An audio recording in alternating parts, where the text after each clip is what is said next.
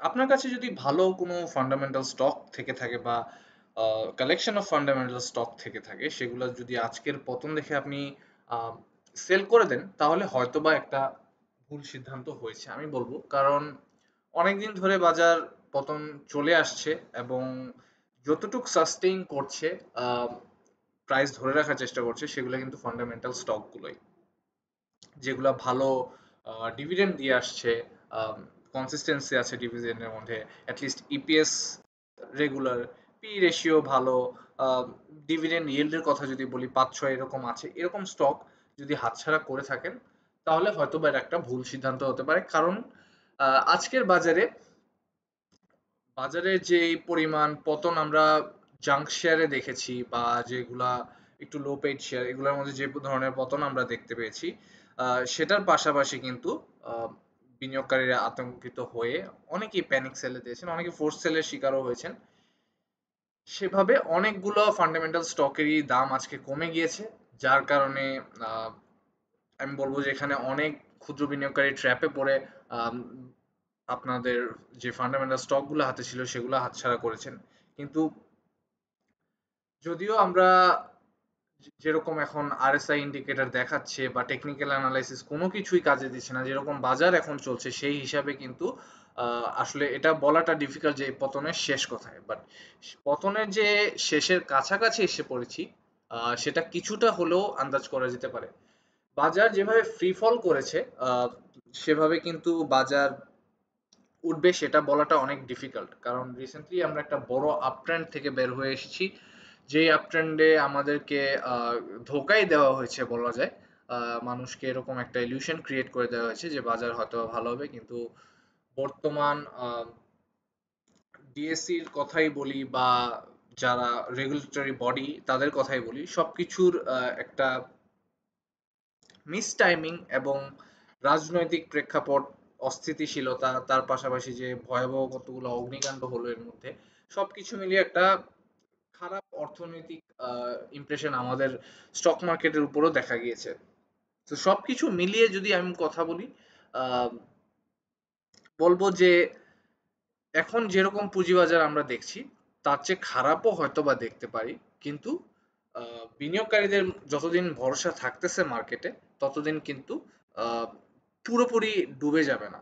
At least যেরকম আমরা 2010 সালের স্ক্যাম দেখেছি, সেরকম স্ক্যাম যদি আমরা এক্সপেক্ট করে থাকি যে এরকম স্ক্যামের মাধ্যমে বাজার থেকে বাজার থেকে আম, টাকা তুলে নেওয়া হচ্ছে, সেরকম কিছু কিন্তু এখন হচ্ছে না। যা হচ্ছে মোস্টলি যারা বিগ প্লেয়ার্স আছে, মানি মেকার্স আছে, কেউ হয়তো সেল দিয়ে সাইড লাইনে বসে আছে, বা যারা একটু বুলিশ গেম খেলে মার্কেটে, তারা হয়তো এত অ্যাক্টিভ না, যার কারণে মার্কেট উঠছে না।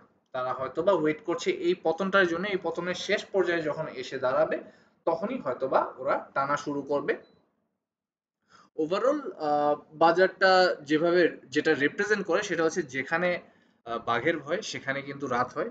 এন্ড এই যে বাগধারাটা, এটার পুরা প্রতিফলনটা আমরা আজকের স্টক মার্কেটে দেখতে পেয়েছি। আমরা যদি আজকের একটু ডেটা দেখি, 148,323টি ট্রেড হয়েছে, ভলিউম কমে 14,38,00,000,000-তে পৌঁছেছে, ভ্যালু 442 কোটি টাকার লেনদেন, টোটাল মাত্র 42টি অ্যাডভান্স হয়ে 314টি হচ্ছে ডিক্লাইন হয়েছে। আহ, বড় লুজারের তালিকায় টেক্সটাইল সেক্টর খুবই স্বাভাবিকভাবে, যেরকম অগ্নিকাণ্ড আমরা দেখতে পেয়েছি, তার পাশাপাশি যেরকম রাজনৈতিক সিচুয়েশন, একটা অনিশ্চয়তার মধ্যে দিয়ে দেশ যাচ্ছে, টেক্সটাইল সেক্টর যাচ্ছে, সেটার পাশাপাশি আমরা যদি বলি ইন্স্যুরেন্স সেক্টর যাই একটু গেম করছিল, তার মধ্যে ইন্স্যুরেন্স সেক্টর কিন্তু আজকে অনেক বেশি লুজ করেছে।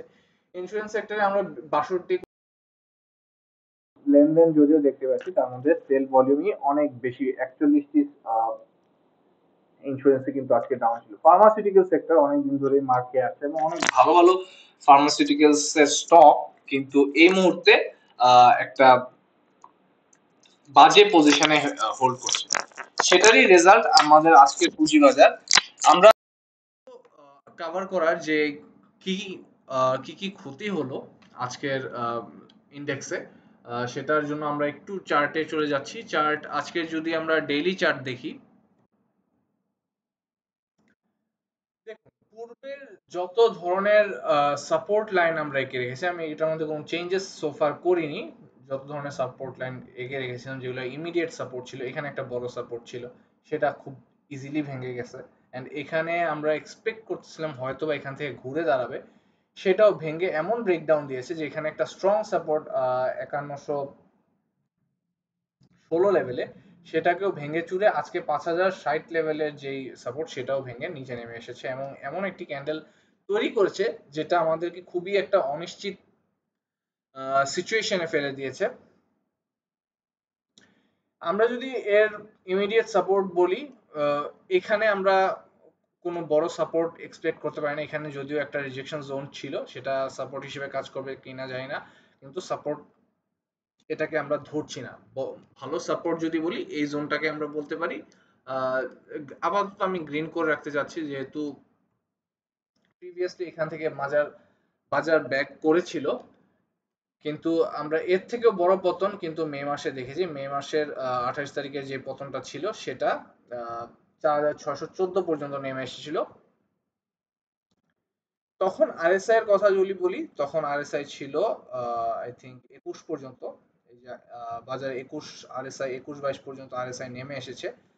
এর থেকেও বড় পতন আমরা আরএসআই দেখেছিলাম এর আগেই, 23 এপ্রিল থেকে 30 এপ্রিলের মধ্যে। তখন আরএসআই ছিল 16। এখন আমাদের আরএসআইও 30-এর যে সেফ জোন সেটাকে ভেঙে 24 পর্যন্ত ব্রেকডাউন দিয়ে এসে পড়েছে।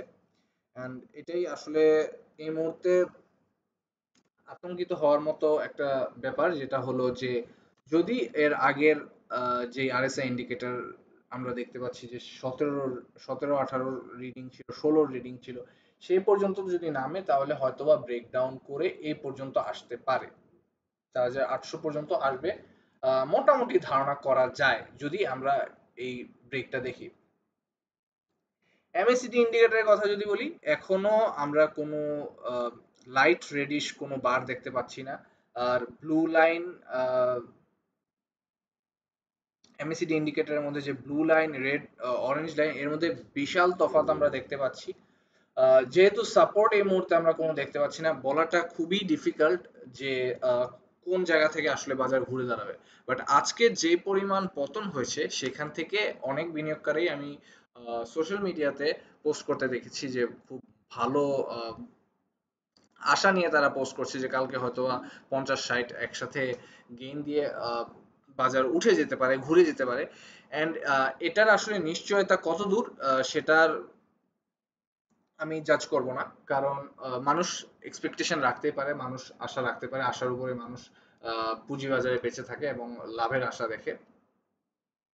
কিন্তু যারা ধরেন এই লেভেলটাতে এসে বেশি লাভের আশায় একটু জাঙ্ক শেয়ার কিনেছিল, আহ, এখানে কিন্তু একটা ভালো এন্ট্রি হয়েছিল। আমি যদি এখানের ফলটা দেখাই,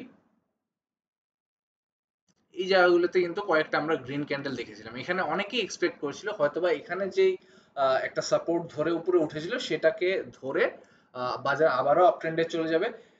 ওইখানে বাজার উপরে না গিয়ে যেটা করলো যে এখান থেকে বাজার ব্রেকডাউন দিয়ে নিচে চলে গেল, এবং একটা প্রপার হেড এন্ড শোল্ডার, যেটা আমরা এক্সপেক্ট করেছিলাম যে এইখানে হয়তোবা হেড এন্ড শোল্ডার প্যাটার্নটা ক্রিয়েট করে এখান থেকে ব্রেকডাউন যাবে, সেখানে আমরা ব্রেকডাউন দেখিনি। আমরা আপ ট্রেন্ড বাজারে বেশ উপরে গিয়ে 5629 লেভেলে একটা ভালো ধাক্কা খেয়ে সেখান থেকে নেমে আবার ব্যাক করে হেড এন্ড শোল্ডার ক্রিয়েট করে এই পর্যন্ত নেমে গিয়েছে। এন্ড আমরা যখনই ভাবছিলাম যে হয়তোবা এটাই বাজারের শেষ, পতনের শেষ, এখান থেকে একটি ছোট গ্রিন ক্যান্ডেল করে আরো একটি বড় রেড ক্যান্ডেল আজকে দেখিয়ে দিয়েছে যে বাজারের free fall still continuous. And over the weekend আমরা যা যা দৃশ্য দেখেছি মার্কেটে, মার্কেট বলছি আমাদের দেশে, ইপিজেডে আগুন লাগা থেকে শুরু করে বিমানবন্দরের ভয়াবহ এই অগ্নিকাণ্ড, সবকিছু মিলিয়ে কিন্তু আমাদের মধ্যে একটা আহ, অনিশ্চয়তা কাজ করছে। অর্থনৈতিক অবস্থা দেশের আসলে কোন দিকে যাচ্ছে, আহ, নির্বাচন পূর্ববর্তী যেসব প্রিপারেশন চলছে, রাজনৈতিক দলগুলোর মধ্যে অনেক ঝামেলা, মতবাদের পার্থক্য দেখা যাচ্ছে। সবকিছু মিলিয়ে কিন্তু আসলে খুব একটা অস্থিতিশীল সিচুয়েশন অ্যান্ড পুঁজিবাজার এই ফর্মুলা সবসময় মেনে চলেছে যে দেশে যখনই একটা অস্থিতিশীল পরিস্থিতি দেখা যায় তখনই কিন্তু পুঁজিবাজার একটা ব্রেকডাউনে যায় এবং সেটার কোনো ব্যতিক্রম আমরা দেখতে পেয়েছি না। এর আগে যে ব্রেকডাউনটা ছিল সেটা ছিল ইসরায়েল এবং প্যালেস্টাইনের সরি ইসরায়েল এবং ইরানের যে যুদ্ধ ছিল সেই যুদ্ধকে কেন্দ্র করে কিন্তু পুঁজিবাজার অনেকটুকুই কারেকশন দিয়ে দিয়েছিল। অ্যান্ড এখান থেকে আসলে কিভাবে উঠবে, কিরকম সিচুয়েশন আসলে প্রভাবিত করবে এখান থেকে আরেকটা রান যদি আমরা দেখতে চাই, সেটাই আসলে এখন দেখার অপেক্ষা করছি। সো ফার আমরা যদি ভলিউমের কথা বলি, ভলিউম আমি এক্সপেক্ট করছিলাম যে যে পরিমাণ পতন হয়েছে ভলিউম যদি আরেকটু কম হতো তাহলে হয়তো বা ভালো হতো, কিন্তু আমরা গতকালকে যে গ্রিন ক্যান্ডেল ছিল সেটার কাছাকাছি আমরা একটা ভলিউম দেখেছি। রিসেন্ট যদি আমরা 2 উইকস এর কথা বলি, 2 উইকস এর মধ্যে কিন্তু আমরা অনেকগুলো রেড ক্যান্ডেল দেখে ফেলছি এবং সেটাই সবচেয়ে বেশি ভয়ের ব্যাপার, যেহেতু এতগুলা বাই বাইরের জায়গায় সেল ভলিউম আমরা দেখেছি। সেক্ষেত্রে আদৌ কি নতুন স্মার্ট ইনভেস্টররা এখান থেকে বাজারকে টানবে, নাকি তারা টাকা আহ, উঠিয়ে রেখে সাইডলাইনে বসে থাকবে? আহ, অবশ্যই যারা স্মার্ট ইনভেস্টর আছে বা মার্কেট মেকার আছে তাদের এখানে আমাদের অ্যাটলিস্ট এরকম বাংলাদেশের মতো যেই পুঁজিবাজার সেখানে কিন্তু তাদের একটা বিগ রোল প্লে করে এবং আমরা রিসেন্টলি দেখতেছি যে রেগুলেটরি বডি বলুন, রাশেদ মাকসুদ বলুন, বা ওভারঅল যে এরকম সিচুয়েশন আমরা পুঁজিবাজারে দেখছি, বড় বড় প্লেয়ারদেরকে বিভিন্ন ধরনের পানিশ করা হচ্ছে, বিভিন্ন ধরনের নোটিশ কোয়েরি দেওয়া হচ্ছে, যেগুলোর কারণে আসলে তারাও কিছুটা সতর্কতা অবলম্বন করে সাইডলাইনে চলে গেছে, যার কারণে লেনদেনে একটা বড় ফল আমরা দেখতে পেয়েছি। এবং নির্বাচনের আগে এসব কার্যক্রম আসলে কতটুকু হেল্পফুল সেটা নিয়ে অনেক কথা বলার আছে, কিন্তু এই ধরনের কথা আমরা ভিডিওতে বলতে পারি না কারণ এটা আসলে কন্ট্রোভার্সিয়াল ইস্যু হতে পারে। যাই হোক, আমরা এখন দোয়া করা ছাড়া আসলে কোনো ওয়ে নেই আসলে। যেরকম ফ্রি ফলে বাজার আছে, আমরা এমএসিডি ইন্ডিকেটরের কথা বলি, আরএস ইন্ডিকেটর বলি, টেকনিক্যাল অ্যানালাইসিসের ধার ধারছে না। আহ, কোনোভাবেই এরকম একটা ভালো আপট্রেন্ডে থাকা মার্কেট এভাবে ফল করে না। আহ, কিন্তু কি করার, এই দেশে আসলে যেহেতু আপনি সিটিজেন আপনাকে কিছু জিনিস মেনে নিতে হবে এবং আহ, এই মুহূর্তে সবচেয়ে ভালো কাজ হবে আপনার ফান্ডামেন্টাল স্টক গুলোকে ধরে বসে থাকা, জাঙ্ক শেয়ারে এন্ট্রি না নেওয়া। যখনই এরকম ধরনের পতন হয় তখন কিন্তু মানুষ ফান্ডামেন্টাল স্টক গুলো দিয়ে নিজের পুঁজি যতটুকু বাঁচিয়ে রাখা ততটুকু বাঁচিয়ে রাখে, এবং এরকম সিচুয়েশনে যদি কেউ এন্ট্রি নেয়ও সবচেয়ে ভালো ডিসিশন হয় ফান্ডামেন্টাল স্টক গুলো দেখে, যেগুলো ভালো কনসিস্টেন্টলি ডিভিডেন্ড দিয়ে আসছে, ভালো ডিভিডেন্ড ইন, ভালো পি রেশিও এসব দেখাচ্ছে, সেগুলোতে ইনভেস্ট করা, সো দ্যাট আপনার টাকাটা অ্যাটলিস্ট আর যাই হোক লসে না চলে যাক। বাড়ুক আর না বাড়ুক, পুঁজিবাজার বাড়ুক আর না বাড়ুক, ইন্ডেক্স বাড়ুক না বাড়ুক, তো আমি বলবো আহ, একটু ধৈর্য ধরতে। এখন ধৈর্য ধরা ছাড়া কোনো ওয়ে নাই। আহ, ঘোরার জন্য আমাদেরকে ওয়েট করতে হবে, হয়তোবা আমরা 4,800 4,900 পর্যন্ত যে একটা সাপোর্টের কথা বলেছি সেটা পর্যন্ত হয়তোবা বাজার আসতে পারে, যেগুলো আপনার স্টক অনেক বেশি লস করে ফেলেছেন। আশা করছি সেগুলো আপনি একটু নেটিং করার সুযোগ পাবেন। নেটিং করলে হয়তোবা কিছুটা আপনার লস রিকভারি হতে পারে, অথবা এমন কোনো স্টকে নজর রাখা যেগুলো ধরেন ফান্ডামেন্টাল স্টক কিন্তু অনেক বেশি আহ, এই পতনের কারণে অনেক বেশি প্রাইস ফল করেছে, সেগুলো হয়তোবা বাউন্স ব্যাক করবে এবং সেটা দিয়ে কিছুটা হয়তো আপনি লস রিকভারি করতে পারবেন। যেহেতু বাজার অনেকটা পড়ে গেছে, অনেক স্টকই আসলে অনেক বেশি আন্ডার ভ্যালুড অবস্থায় আছে এই মুহূর্তে। যেরকম স্টক গুলাতে আপনি মনে করেন যে এটাতে হয়তোবা বাউন্স ব্যাক করার পসিবিলিটি আছে, সেগুলোর দিকে একটু নজর রাখুন। বাট এখনই কিনুন কিনার আমি সাজেশন দেই না।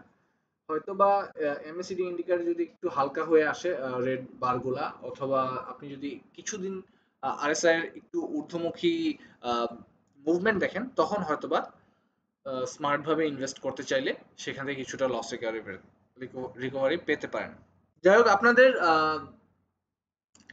যদি কোনো স্টক নিয়ে কোয়েরি থাকে অবশ্যই সেটা কমেন্ট সেকশনে জানাতে পারেন। আমি চেষ্টা করব যথাসাধ্য রিপ্লাই দেওয়ার। কিন্তু এরকম বাজারে আসলে এটার ফিউচার, ওই স্টকগুলোর ফিউচার কি সেটা বলাটা ডিফিকাল্ট হয়ে যাবে। ফান্ডামেন্টালের ভিত্তিতে আমি কিছুটা ডিসকাস করতে পারি, কিছুটা আপনাদের কাছে আপনার কমেন্টেও রিপ্লাই দিতে পারি। ওভারঅল বাজারের কথা যদি বলি, আহ, এই মুহূর্তে এন্ট্রি নেওয়ার মতো স্টক আপনার ওয়াচ লিস্টে রাখতে পারেন, কিন্তু এন্ট্রি নেওয়াটার ক্ষেত্রে একটু সাবধানতা অবলম্বন করতে হবে। ভিডিও যদি আপনাদের কাছে কিছুটা হেল্পফুল হয়ে থাকে অবশ্যই একটা লাইক দিয়ে দিবেন এবং সাবস্ক্রাইব করে নেবেন। আমি চেষ্টা করবো এখন থেকে রেগুলার ভিডিও দেওয়ার। মার্কেটের পরিস্থিতি খারাপ থাকার কারণে, মন মানসিকতা খারাপ থাকার কারণে আসলে এভাবে ভিডিও দেওয়া সম্ভব হয়নি। চেষ্টা করবো আর একটু রেগুলার হওয়ার। যাই হোক, আজকের জন্য এখানেই রাখছি। আল্লাহ হাফেজ।